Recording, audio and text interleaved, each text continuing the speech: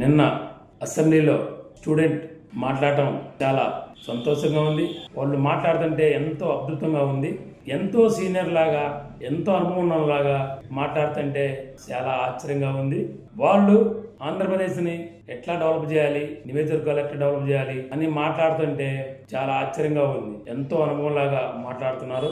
వాళ్ళకి నా తరపున శుభాకాంక్షలు. వాళ్ళు మాట్లాడే ప్రతి ఒక్క మాట ఎక్కడ కూడా తడిపిడి పడకుండా ఎంత చక్కగా మాట్లాడడం జరిగింది. ఒక్కొక్క మాట చెబుతుంటే అంత ఆశ్చర్యపోయి ప్రతి వాళ్ళు చూడటం జరుగుతుంది. కానీ ప్రతిపక్ష ఉన్నవాళ్ళు 11 మంది ఎమ్మెల్యేలు చూసుకోవాలి. వాళ్ళు అసెంబ్లీకి రాకుండా నియోజకవర్గాలను గాలికి వదిలేసి కొట్టడం జరుగుతుంది. ఒక విషయం గుర్తుపెట్టుకోవాలి. నిన్న మాట్లాడిన మాటలు వీడియోలు చూసినా మీరు కొంచెం తెలుసుకొని అసెంబ్లీకి వచ్చి ప్రజల సమస్యలు ఏమున్నాయి, నియోజకవర్గాలు ఏ సమస్యలు ఉన్నాయి, రాష్ట్రంలో ఏ సమస్యలు ఉన్నాయి తెలుసుకొని వాళ్ళు అసెంబ్లీకి రావాల్సిందిగా కోరుతున్నాం.